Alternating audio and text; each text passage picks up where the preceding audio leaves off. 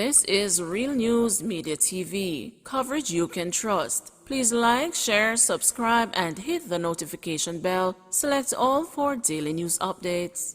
Good afternoon, my Real News Media TV family. Welcome back to the channel for another news update for December 31, 2022. And in the news this afternoon, body of man found on church compound in Portland. The body of a man was found on the veranda of a church located on Smart Road in Port Antonio, Portland this morning. He has been identified by the alias Jero. The man's head was bashed in. The discovery was made shortly after 6 a.m. by a passerby who raised an alarm. A police team subsequently arrived and cordoned off the scene. The incident is under investigation.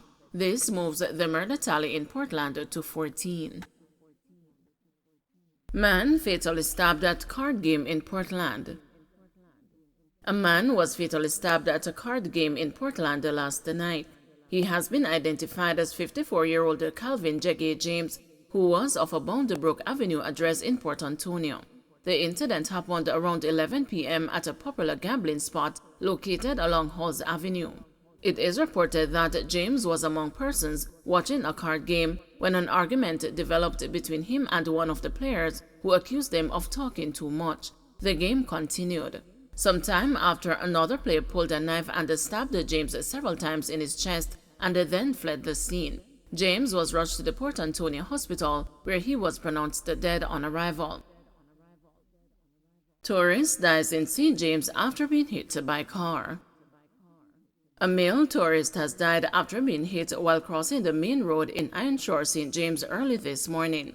He has been identified as 44-year-old Javon Amos of Illinois in the United States. It is reported that Amos was crossing in the vicinity of the popular Blue Diamond shopping center to get to his hotel. The incident happened around 1 a.m. The driver of the vehicle did not stop. He has since turned himself into the Coral Gardens police. Stakeholders have bemoaned that the popular thoroughfare is a hotspot for crashes and are calling for the authorities to do more to make the corridor safe. Amos's death brings to 7 the number of people killed in the last 3 months along the busy thoroughfare, which is famous for street racing in the absence of street lights. Several hotel workers have also been injured by cars while crossing at the Blue Diamond shopping center intersection. We need rumble strips similar to what has been placed on Norman Manley Boulevard in Negril because this road is a death trap. The street lights are not working and there is constant racing, said an eyewitness and a villa operator in the area who asked not to be identified. In October, 3 members of a family, Sandra Louise Lee, her daughter Savannah Lee, and Donna Brown, who were visiting from Florida in the USA, were killed after their car was hit by a speeding driver. The traffic is heavy and it is the tourist season. Workers coming from work late at night have died because of the indiscipline and the lack of protection of their lives, he stated, adding that drag racing had become the norm. Most of the streetlights between downtown Montego Bay and Lilliput are out of commission as well, and this has made driving on the elegant corridor even more dangerous. As a man in the tourist industry, it is very sad to see, and it is consistently happening. If it is not next week, it will be in 2 weeks or next month, but more lives will be lost, he bemoaned as he called for action. Kingston landlord allegedly killed by tenant in rent money dispute. A tenant has been taken into custody following the killing of a landlord at Venables Crescent in Kingston 11 on Saturday morning. The dead landlord has been identified as Patrick Newby, a 36-year-old shopkeeper from the same address.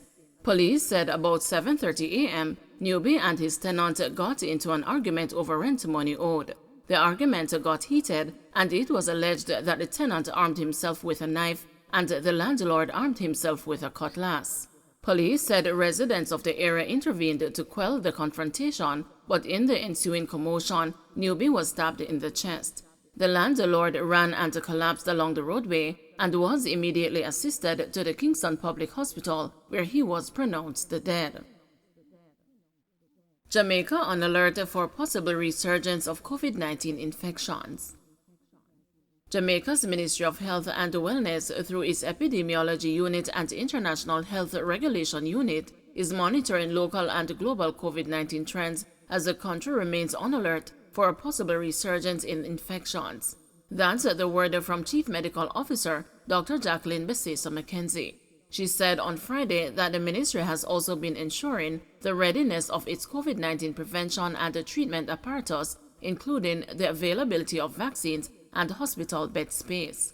We are monitoring our health facilities, keeping an eye on the numbers, especially at this time of the year when you're going to have high bed occupancy, not necessarily as a result of COVID, but as a result of other problems that tend to crowd our hospitals at this time. So we have to keep a close look on that, as well as to ensure that our critical spaces in terms of our ICU spaces or HDU spaces are available. If we look at what's happening in the Americas, numbers are rising pretty rapidly as well in South America, in countries like Brazil and Argentina. And we would see that the numbers in the US, which is our major travel partner, the numbers are going up. So we have to be concerned, and we have to start encouraging more out there in the public now, encouraging persons to wear their masks, to hand sanitize, to avoid crowds where they can, and especially to protect the vulnerable persons, because these are the persons that are going to with a severe illness. Because even now, I am sure that there are a lot more persons that are positive than who are testing. The majority of them are going to be with very, very mild symptoms, or sometimes no symptoms at all. Man killed woman injured in highway shooting. An argument over a cell phone is said to be behind the killing of a man and injuring of a young woman along the Bustamante Highway in Clarendon this afternoon. Building contractor 38-year-old Michael Marlin, otherwise called Big Head, from Homestead, St. Catherine, was shot dead while a 19-year-old teen has been hospitalized.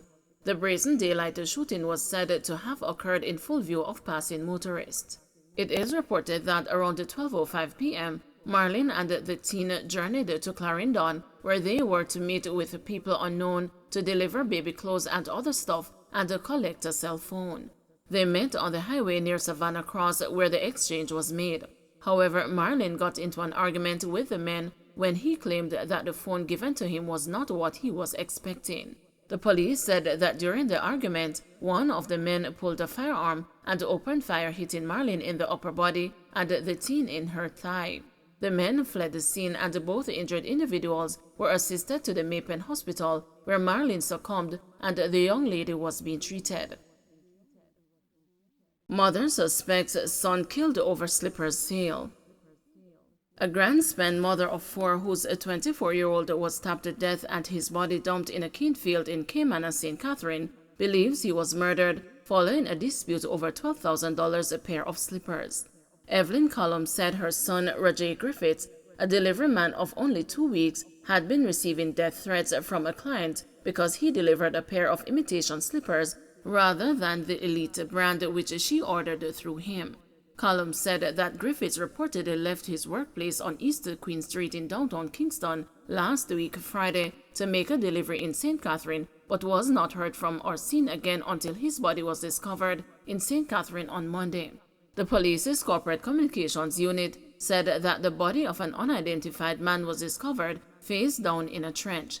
It said a resident alerted the police after stumbling upon the body in the cane field about 10:47 a.m. The body was clad in multicolored underwear only.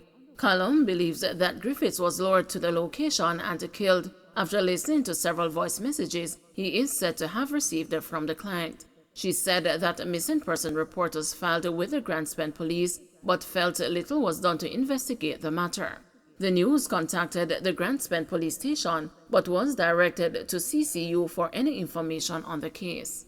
The CCU said that a missing person alert was put out on Christmas Eve. You can believe that after we filed the report from Friday, and the Grandspan police not do nothing, today me I get called from the police commissioner office to ask me if me find my son. My son with them find him body stab up from Monday, Cullum fumed in a news interview on Thursday. From a ghetto you come from, you no have no justice to get. Nothing to get from the system because you're not uptown, she added. Cullum, who asserted that Griffiths and his siblings were raised to avoid the customary trappings of the inner city, told the news that the family is still struggling to process how murder arrived at her doorsteps. It's rough. You know, when you see something and read about it every day in the paper, and you see it on TV, and now it come on your doorstep, now you know exactly what other families are go through because you are go through the same thing. It rough bad. That death him not deserve. Me never look for see this happen to me picnic. Callum said of her youngest child, who she described as thoughtful and generous.